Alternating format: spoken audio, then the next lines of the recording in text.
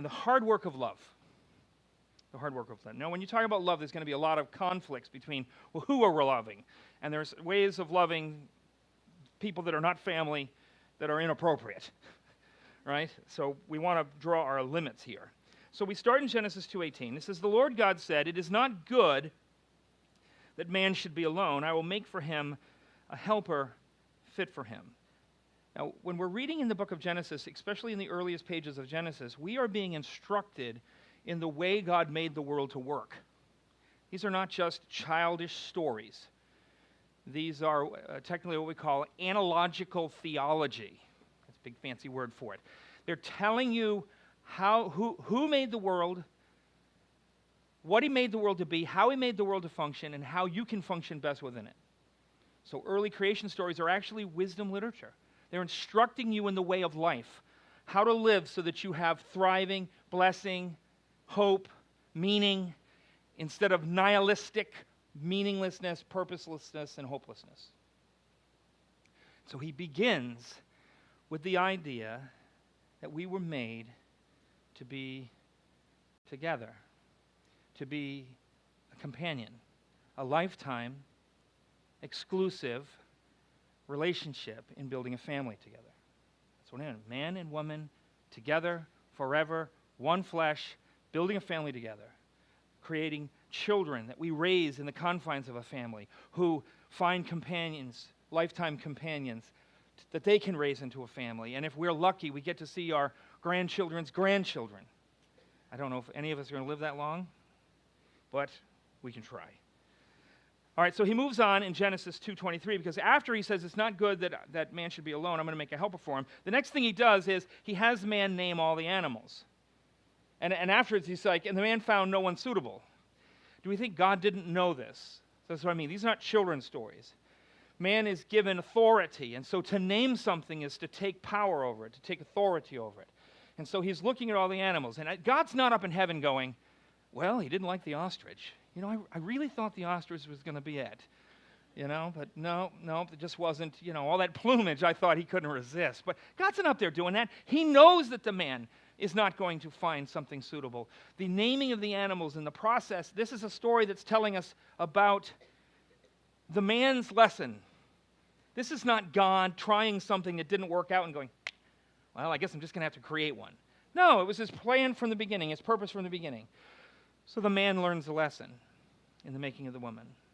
And he says, this at last, when Adam is introduced to Eve, this at last is bone of my bones, flesh of my flesh. In Hebrew, we could translate the opening line as, wow! Woo! That's my finest Hebrew analysis. This at last is bone of my bones, flesh of my flesh. She shall be called woman because she was taken out of man. Then Moses sticks his oar in. Therefore a man shall leave his father and his mother and cleave to his wife, and they shall become one flesh. This is the very core of our existence. This is the very heart and soul of what we're called to be. Now, there are circumstances and situations that leave people outside of this, sometimes very good reasons. The Apostle Paul celebrates the choice that some people have made to throw their whole self into the ministry of the gospel. I had a friend of mine who, in Bible college, he started a club called Bachelors Till the Rapture. And the purpose of the club is that we were supposed to forego marriage and dedicate ourselves to become missionaries in dark and dangerous places. Now, we all joined the club because we liked him, but none of us were committed at all. Matter of fact, while I joined the club, I was already wooing Melody. Hey, I was disadvantaged because I didn't have that dimple, but but this is what we were made for. This is the very heart and soul, man and woman coming together to make a family, and it's an eternal commitment. There's this one show. Anybody see Death in Paradise? It's a show they make. Well, the one guy comes to become the police lieutenant, and they're always replacing them because to film the show, you actually have to go live on that island. But so they're always replacing him. So this new guy comes in, and his wife doesn't come with him, And they're having all these problems. And about 3 or 4 episodes into the season with him, his wife comes to see him to deliver divorce papers. And she is sliding divorce papers over to him. And he said to her, he goes, one of the biggest problems that we had is that I was always fighting to save us. And you were always fighting to save yourself. And it struck me how true that can be. Is that when two become one, the two need to be committed to one another till death do us part. You and me forever. And that's tough. That's really tough, especially when the other person irritates you to the end of the earth. Because I don't know if you knew this, I have a superpower. And the superpower is taking melody so sweet and wonderful and being able to provoke from this sweet, wonderful person murderous intention. I know, I'm not trying to brag, but I can do it. They asked one time, they were, is it Ruth, Billy Graham's wife? Ruth? Yeah. They were doing an interview with her, and they asked her, and said, they'd been married at the time a little over 50 years, and have you ever considered divorce? She said, divorce? No. Murder? Every day. Every day. But there's this measure of commitment that we find here where I'm not fighting to save myself. I'm fighting to save us. Always fighting to save us. Because divorce is not an option. We are one to the bitter end. I will love you. So Jesus also responds, Moses having said, therefore a man shall leave his father and mother and cleave to his wife, and they shall become one flesh. And let this be a warning to those who cling to their parents a little too long. Melody would accuse me of being too attentive to my mother sometimes. I'm not a mama's boy by anything, but I do have a very strong sense of duty to my family. And when we first got married, and I still wanted to hang around with my brothers and with my family, and she didn't like them half as much as I did, it was a bit of a problem. All right? But Jesus sticks his oar in, and he says, so they are, in Matthew 19:6, so they are no longer two, but one flesh. Therefore, what God has joined together, let no man separate. Now, there are circumstances and situations, I understand, where the marriage relationship cannot be salvaged. All right? I was, when I was in seminary, we had to do a lot of case studies, and in one of the case studies, his husband and wife were driving down the highway and having an argument, and the husband unlocked her seatbelt, reached over, opened her door, and at 75 miles an hour, pushed her out of the car. She was in the emergency room. He was arrested. The pastor comes into the ICU. Well, I said she was in the emergency. They took her to the emergency room. They put her in the ICU. He walks in. She's got tubes in her, and he goes, you better not be thinking about divorce. Read the room, man. Read the room. There are circumstances and times, I'm not going to say that we hear, but it is God's purpose and God's intention, his plan for us, that we be one forever. It's the core of our existence that we create families and that we nurture those families and that we raise children within those families. It's not just, we're not animals who just reproduce whenever, wherever, with whomever, but we are made to produce children in the sacred bond of family and raise them in that protected environment, stable, true, teaching them the path of life so that they can enter into stable marriages and create strong, stable families. So we have generation and generation after that. Now, in this commitment, there can be a bit of a challenge, because we have, everyone know the song?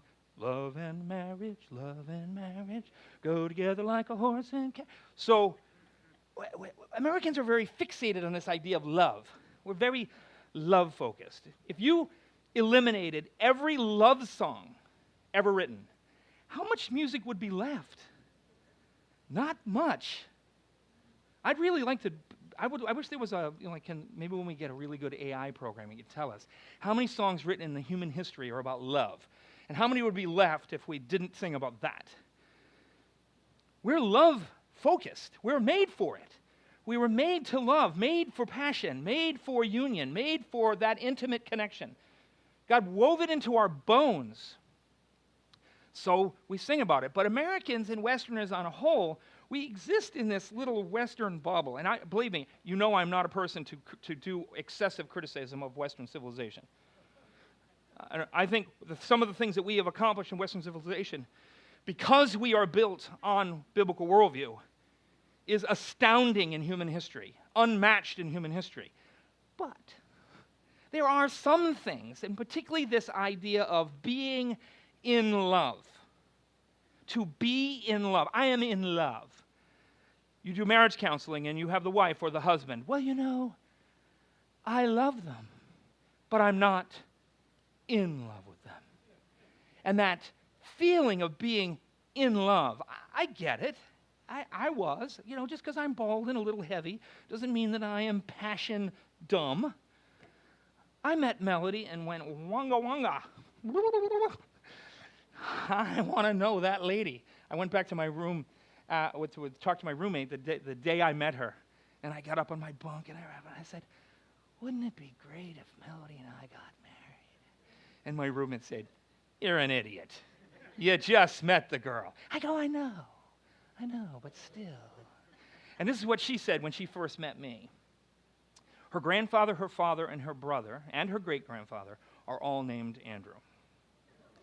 She met me and said, no, Lord.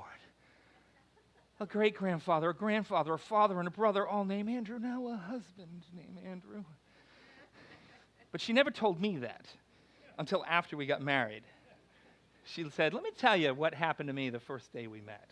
You know, I'm like, wouldn't it be great? And she's like, oh, no, it can't be. You know, we got Tina Turner who sings, you know, what's love got to do with it? You know, there's a certain element in which in America we get married a certain way. We get married as individuals. I'm going to find a person who I want to be with and who I want to marry. In most of the world, and most of human history, marriages were arranged. Marriages were a family affair. Wives in India, I spent 8 years working in India, and I talked to them about everything. I wanted to know every little detail. So talk to me about getting married. And they go, oh, well, typically, a guy wants to get married. Maybe he's got his eye on a particular girl, but maybe not. But he wants to get married, so he goes to his mother. He goes to his mother. And she begins the work behind the scenes. She starts looking for a girl, and if there's a particular girl that he's interested in, she'll check her out. You got to look good on paper. If you don't look good on paper, it could be a little bit of trouble. But he goes, and then so he begins to describe the process, and it's all that because they view themselves as part of a collective, they're a cog in a machine, they understand that they have to, even in their marriages, they have to make a union that is beneficial to the machine. And I don't mean to sound cold about that, because it's not always cold. Not always. But in India right now, they've got this whole thing where they're talking about love marriage. And then they would say to me, oh, isn't it great in America where everybody has a love marriage? And I go, well, that's one reason people get married. But the truth is that we get married for the same kinds of considerations that they make when they get married. The only difference is we make it as individuals, tend to make it as individuals, and they tend to make it as a family, a group decision. So if we're going to suggest that our path, that the only path to love in marriage is through being in love, we're making a really big mistake, even in understanding the nature of marriage, which may speak to why we have such a high divorce rate and why people seem so ready, and more since what was it 7? Anybody remember the year they made no-fault divorce? In the early 70s. I don't remember what year it was that they passed no-fault divorce. But in increasing measure, we view our relationships, our romantic ties, to be disposable, like a paper cup that we use, crumple, and throw away. But throughout the history of the world, they didn't need that being in love to form a marriage of love, because it was about commitment. So, I don't know if you know this, but I wrote a novel once. And while I was working on this novel, I wanted to center it in a lot of my family. and so I wanted to put it in Newport, Rhode Island, where our family's been for 8 generations now. I wanted to put it in Newport, Rhode Island, and I wanted to weave as many of our family stories into it as possible. I did not know when I did this the trouble that I was going to start in my family. Let me tell you, I had a cousin who ended up in the hospital because of the anxiety of having to do an interview with me and to begin to tell about the dark side of some things that had happened in our family. But at one point in this, when a lot of them, as time had passed and I was doing more and more interviews, I interviewed with my aunt, my great aunt, and she was best friends with my grandmother. She was married to my grandmother's brother. And she is the greatest and biggest Pollyanna. Anybody know what that means, Pollyanna? No, everything's great. Everything's good. You know, it's just so wonderful. Everything's just wonderful. Everything's fantastic. Well, she did this interview. We put her on film. We ran out of film. We had to move over to tape, just to audio. And just because she sat there for hour after hour after hour and spilled the beans on everything. I mean, I found out people that I thought were related to me weren't really related to me. I found out people that died of heart attacks really hung themselves. I found out all kinds of things. The most shocking thing that I found out is how my grandparents got married. I had heard the story from my grandmother of them getting married, and it turned out it was not exactly the whole story. So they got married during the Depression, and so they decided that they were going to pretend to not be married and then just have rendezvous. And they got caught in a rendezvous by my uncle and then was outed. This is the story that I hear. But here's how it really went. My grandmother was in love with another man, and they were supposed to get married. One weekend, he disappeared. She couldn't find him anywhere. He shows up on Monday having married another woman. My grandmother's heart is broken. She is devastated. She's so devastated knowing that my grandfather, a local butcher, was in love with her. She went to his house, threw pebbles at his bedroom window, and when he opened the window, said, "Gardner, come down here, we're getting married." And he thought, oh, happy day. I couldn't have hoped for anything better, because he was crazy about my grandmother. They went off and they got married. And then started the let's just keep this between you and me thing until the Depression was over and they could really afford a family. Of course, when they got found out, her father said, "Good, one less mouth to feed. Take your stuff and go." And her mother just bawled her eyes out. And so you could sit there. So I was horrified, this idea that my grandparents didn't love each other. My grandfather loved her, but she was in love with another man. But let me tell you what my grandmother did. She dedicated her whole life to him. She committed herself to him. And when he died, she wept like a child. And my aunt told me, your grandmother grew to love your grandfather so passionately because he was such a good man. She dedicated herself. Even though her heart was in love with that guy over there, she said, he is my husband. I will love him. I will dedicate myself to being his wife, and I will pour out everything I am as a person on him. And she says she grew to love him passionately. And this is the way marriage has been done throughout the world, through most of human history. The love comes from the commitment, not from the emotions, not from the feel. The emotions are great, and they will come and they will go, and they will come and they will go. And for many people, when they go forever because they never had the commitment there to hold it. When you're committed, they'll come and go and come and go and come and go. And you'll have great periods of wonderfulness, and you'll have dark periods where you want to kill each other. But when you're committed to I will love, you get through it. You find a way. You find a path. I had full scholarships for my PhD. And the woman who was in charge of the office, part of my scholarship is that I had to work for the program director. But the woman who ran the offices for the program directors was impossible. I couldn't stand this woman. She was awful. She was super sensitive. She was angry all the time. She was this, she was that, and I had every grievance in the world I could give for this woman. And it struck me.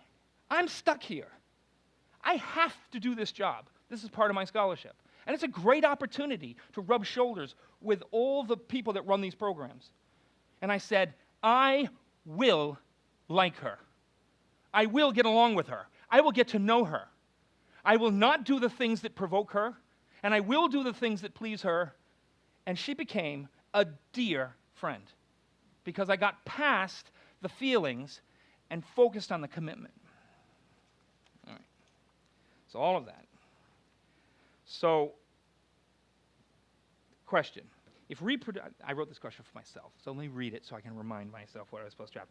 If reproduction in stable families is the core of thriving society, so if reproduction in stable families is the core of thriving society on God's path of life, which it is, how does our focus on feelings, as opposed to the biblical focus on commitment, impact our ability to fulfill God's purpose in marriage?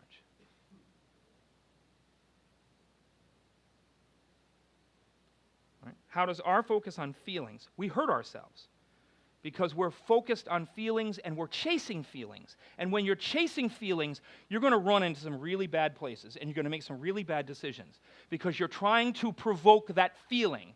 Oh, I remember how it felt when we first met. New is always exciting for a time. And if you chase the feelings of new, you will destroy every relationship you try and be in. You have to anchor it in commitment, and feeling will follow. Feelings make a good wingman and a bad leader. Okay?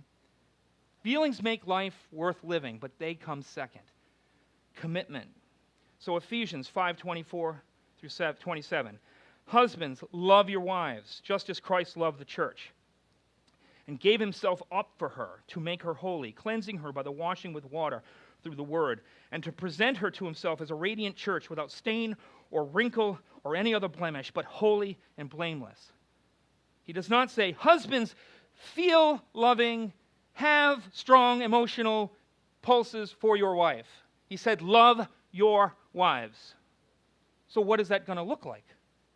Because he's commanding it. That means it's an action. It's not a feeling. It's like, be excited about this. Do it. Put your hand to it. Commit yourself to the way. Stick it out when it's tough. Set your will like flint. Love your wife. Titus 2:3. Older women likewise are to be reverent in behavior, not slanderous or slaves to much wine. They are to teach what is good, and so train young women to love their husbands and their children. Your wife. Love your husband. Love him. Commit yourself to love him. And we're going to talk a little bit about the 5 love languages in a second, as this promises, because I think it'll help if to give yourself something to focus on. And what does it mean to do it? Colossians 3:18. Wives, submit to your husbands as is fitting to the Lord. Husbands, love your wives and do not be harsh with them. Children, obey your parents in everything, for this pleases the Lord. Fathers, do not provoke your children, lest they become discouraged. Now this is, have you ever met people that for some reason are so angry and they don't even know why they're angry? They're just frustrated and angry and mean and short-tempered, and they abuse other people with their looks and their mouth, and they're just broiling. They're just like fighting. I used to be a plumber, so I'd end up in a lot of people's homes, and I was in this one woman's home, and she was a single mother. She had a 4-year-old boy. I can't remember his name. Norman. Let's just call him Norman. Is Norman here? Norman's not here. Let's call him Norman. And as she's trying to describe the problem, he was all excited because the plumber's in the house, and I got lots of cool tools. I had one little boy who stole my knife. He liked my knife, stole it out of my bag, and they found it in his bed. All right. So every time this kid spoke, she screamed in his face. She was so frustrated with him, so angry with him, he could not breathe. He could not move. He could not do anything. She was just not ready. I thought she was going to physically attack him for simply asking a question about my cool tools. What does that one do? Shut up! Shut up! That anger, that just the soul is so poisonous to sit there, and that's the feelings that'll get you killed. But for her to learn to love her husband, but to love her child, to love him. How do you do that? So in 1 Corinthians 13, let's read it again. This does not define love, by the way. 1 Corinthians 13 does not define love. It simply tells you and describes how love acts, what love does, what love does not do. And that if you're a loving person, and if you're loving this other person you can be commanded to love, be careful of these things. So though I speak with the tongues of men and angels, but do not have love, I have become a sounding brass or a clanging cymbal. This is telling you that love is important. And though I have the gift of prophecy and understand all mysteries and all knowledge, and though I have all faith so that I could move mountains, but have not love, I am nothing.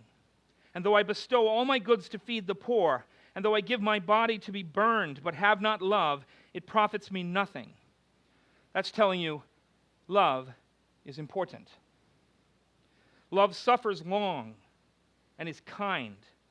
Love does not envy. Love does not parade itself. Love is not puffed up. It does not behave rudely. It does not seek its own. Is not easily provoked. Thinks no evil. Does not rejoice in iniquity, but rejoices in the truth. Now that's a really big one, because we're in a society that wants to tell us what love's supposed to look like. I have a family member who went to Christian counselors and kept switching counselors until they found one that told them it was okay for them to live the homosexual life. And when they did, they went for it, and they told my other relative, who was their parent, if you loved me, you would celebrate this. And this person said, it is because I love you that I refuse to celebrate this, because this is the path of death. You will not be happy. There's a reason why this community has a 40% suicide attempt rate. And it's not because they're on the path of life. And to love them is to not rejoice that they're on a path of destruction. It is to grieve for them and to refuse to celebrate unrighteousness. It bears all things. It believes all things. It hopes all things. It endures all things. Love never fails. This is what love does. But what exactly is love? If we're told to love our wives, love our husbands, love our children, then what is love? It is yes, it's a decision, but how would we actually define love? So I'm going to try here. See how I do. To love another person is to purely and wholly desire and to act for their good. This does not involve feelings. Feelings will come, feelings will go, but it is a decision. That couple on the show that I was talking about, where he said, I was trying to save us, you were trying to save yourself. Are you, as a husband, living for the good of your wife? Are you, as a wife, living and seeking with a pure heart the good of your husband? Remember, that doesn't rejoice in unrighteousness thing. It's very important to always keep an anchor on. But am I living for the good of my children? Not, foghorn, leghorn? Get out of here, kid. You bother me. You know? Get out of here. You're bothering me, kid. Right? Do we love our children? Are we seeking their good? Or are we simply seeking passivity? Well, they've gone down this path, and it's really too much energy for me to expend to keep them from going down that path. They might not like me very much if I keep them from going down that path. But love acts purely and completely for their benefit. But most of us are acting at least 50% for our own benefit. We're seeking to save ourselves instead of saving our children. We're seeking to save ourselves instead of our spouses. And so, let's talk a little bit about what that looks like. Now, keeping in mind, love is bigger than marriage. We're all supposed to love one another, right? So some of the things I'm going to say here are specifically for the marriage relationship, for the family bond. Some of them are definitely not and should not be engaged in across non-family members. All right. For instance, remember that thing in Scripture where it says, greet one another with a holy kiss? remember that that was in the context of a society where men and women did not make physical contact with one another. Okay. All right. So Melody and I one time, you may not know this because we're just seems so perfect together. We had been married 9 years, and remember my superpower. And we got into a fight one night. And it was one of those, when I say fight, I mean argument. But it was one of those fights that was going to save our marriage or end it.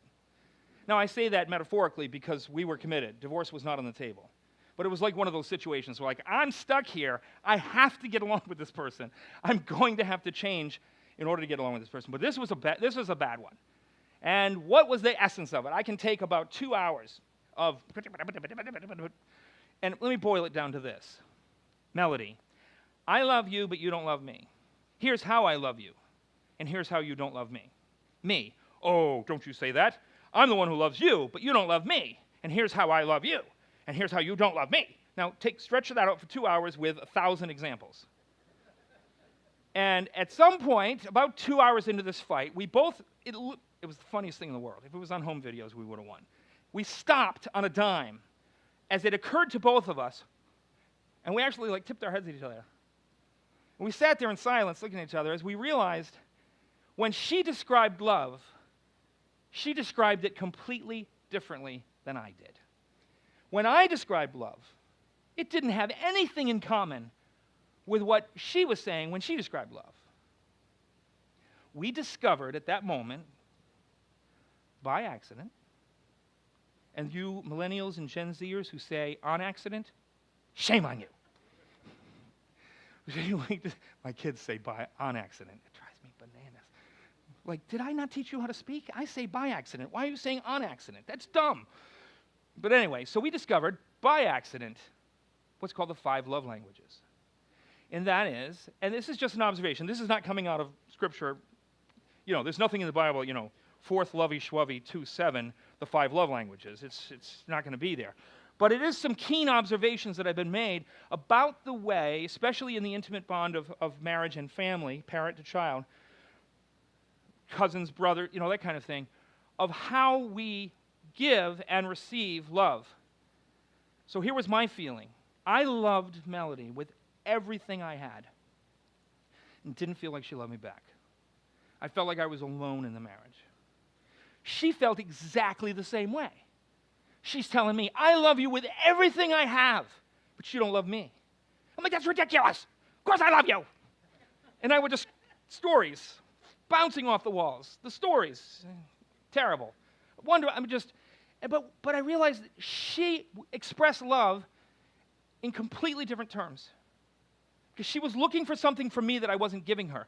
And I was looking for something from her that she wasn't giving me. But she's like loving, loving, loving, loving. And it's like I'm talking English and she's talking French. We're just not connecting. And both of us are passionate for one another, desirous to love one another, but we're not connecting. And it was hurting us, and hurting us badly. And it endangered our relationship. So the love languages, what did we discover? We got that one to kick up? All right. All right, so now remember, especially when we get to 5, physical touch, this is not for common consumption. When I got married, my father-in-law, who was a minister, pulled me aside and said, I'm going to give you some rules to live by. Now, these have since then have been called the Pence rules, because these are the rules that Vice President Pence lives by. And he said, you are not to make physical contact with a woman who is not your wife or a child in your home. You are not to eat dinner alone, even in public, with a woman that is not your wife. You are not to take a woman into your private, intimate confidences, especially to complain about your marriage. You are not to drive around alone with a woman that is not your wife or an immediate family member. Immediate family member is always a tag on. If you're counseling or forced into a counseling situation or forced into a situation where you have to make physical contact, make it brief, cut off the path to trouble, keep your heart, guard your heart. and keep your heart always focused on your wife in all things. And I've tried to live by that. I don't like, so if I tell you that my love language is physical touch, I'm not inviting everyone in here to touch me. It's just so you know. I did this one time. I forgot to give that caveat, and everybody and their brother came petting on me, and I was like, really creeped out. But anyway, so this is for the family member, But I would say that we should be very careful in church, especially with number 5, with the kind of physical contact we make with people that are not our wives. All right. Okay. All right. So, but let's talk about them. Words of affirmation. We express love for one another by praising, by supporting, by being intentional in lifting them up. And now, so if I tell you that words of affirmation are kind of like is a big one for me, but I grew up in a home that was very critical. My brother, they're going to be watching this. My sister's actually going to be watching, so she's going to hear me say this. So let's say it really quiet. Growing up with my brothers and sisters was like growing up with wolves. Okay. My father was, and I love my father to the end of the earth. I did. I cherished my father. But he's very critical, very quick to point out faults, not always the fastest to praise and celebrate and lift me up. But that's a big one for me. So if you're a person who, it's a really big deal, you receive love best and give love best by praise and receiving praise, and you're not getting it, you can starve. You can have, you remember the Mariner? The poem about the mariner? Rhyme of the Ancient Mariner. He's on the boat, water, everywhere, and not a drop to drink. You can kind of feel that. Like there's all this love flowing around you, but you're not touching any of it. You're not feeling any of it. You're not receiving any of it because the language you speak best in terms of love isn't being spoken to you. And maybe you got a kid whose number one love language is words of affirmation, but you're critical. You're quick with a correcting word, but very slow with a praise. You can have one kid who's getting met because, their physical touch. And so you're very touchy and warm and affectionate, but that kid over there who's craving that word of affection, that word of affirmation, and all you're doing is giving them criticism, they're starving to death. In a sea of love, they're starving. They're dying of thirst. But words of affirmation, we need to be intentional about it. So one of the things that's really weird about India, and I suppose it's true of a lot of other places, but I know it best in India, is that they don't believe in saying thank you to family or to servants, but we'll talk about that later. The only time that you thank a person is if they do something out of the ordinary for you, exceptional, and never family members. Emotionally, they tried to give an illustration to me of what it felt like to them. To say thank you to a spouse is to treat them like a stranger. So they said, oh, you Americans, okay, you Americans, you get married, and they say you may now kiss the bride.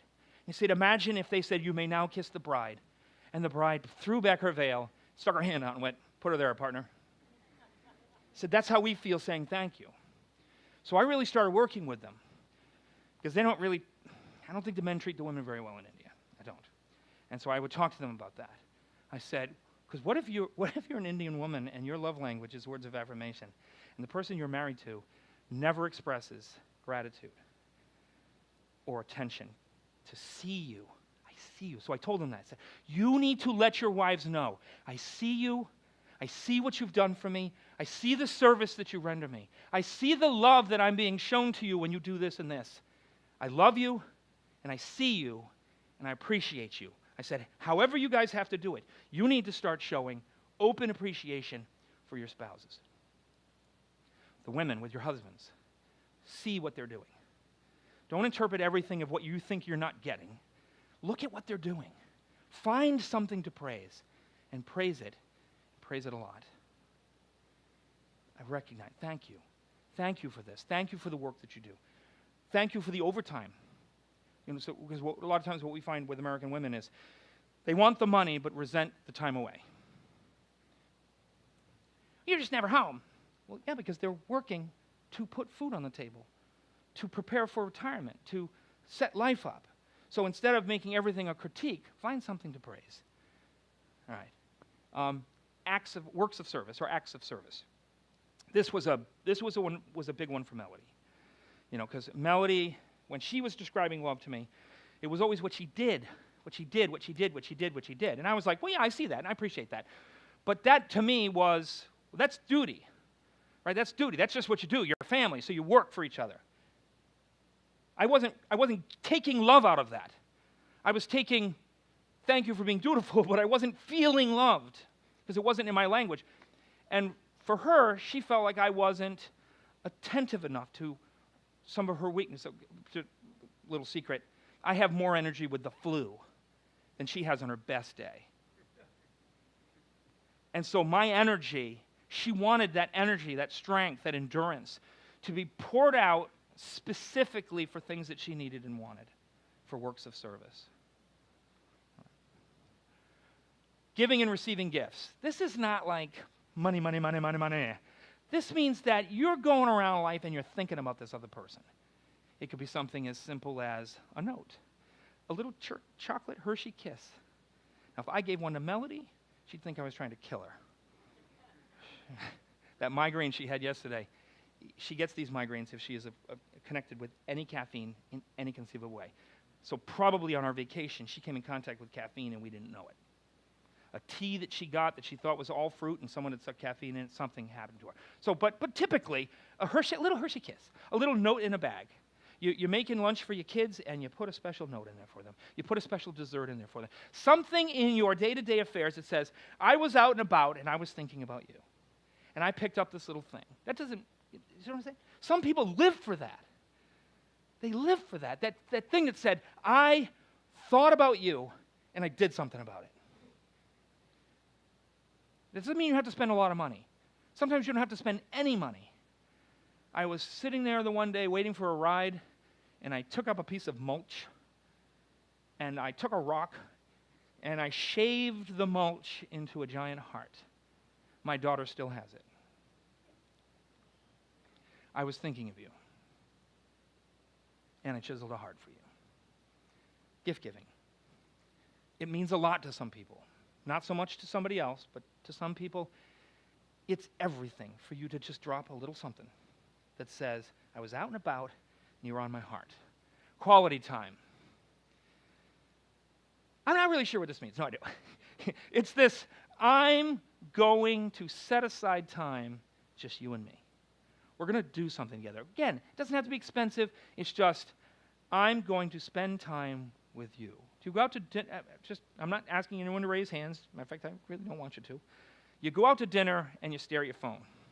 And you don't speak. I'm at restaurants all the time, and Melody and I like to chit-chat and tell jokes and get laughing, but sometimes when we're exhausted, we just kind of sit there and just enjoy the meal together, gazing into each other's eyes. But it's this quality time. I'm going to push aside the rest of the world, and I'm going to focus on you for a little while.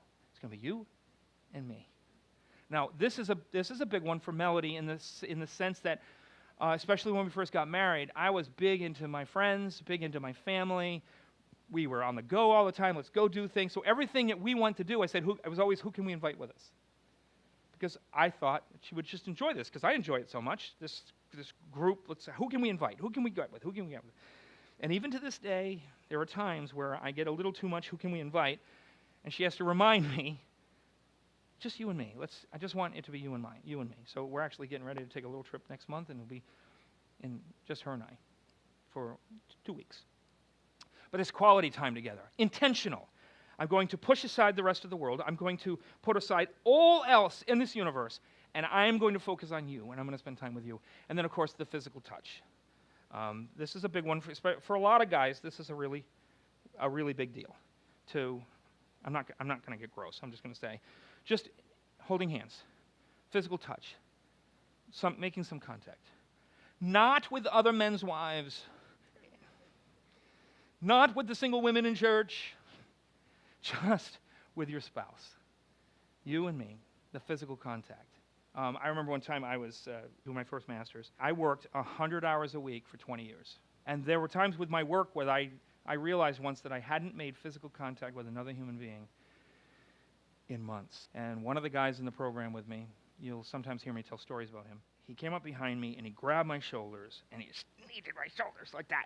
And it struck me at that moment that no one had made physical contact with me in a very, very long time. And for some people, this is a really big deal. And if it's a big deal to your partner and you're not meeting them there, bad things can come of that.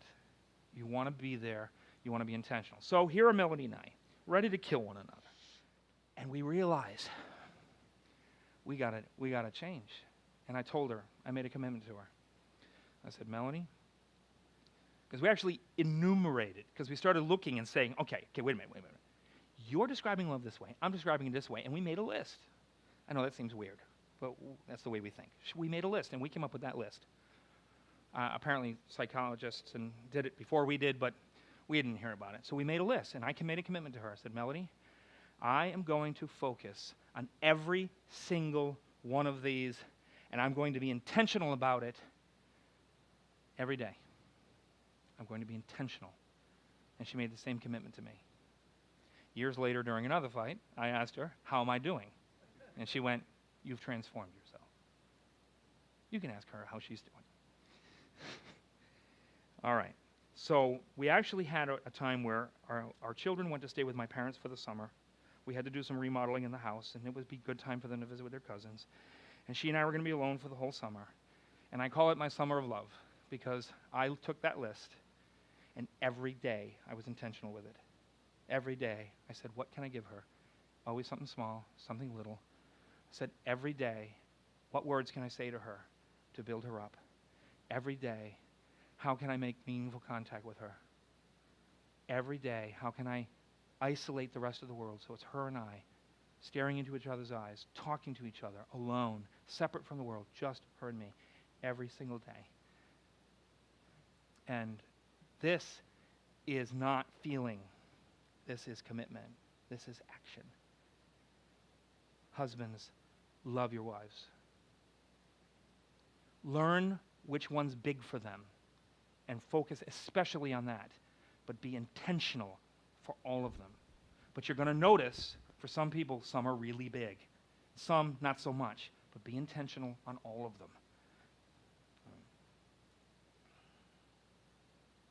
So, take the effort to work hard at these 5 love languages to honor your commitment to love in your marriages and family and to discover the blessings that they hold on God's path of life for you. Amen.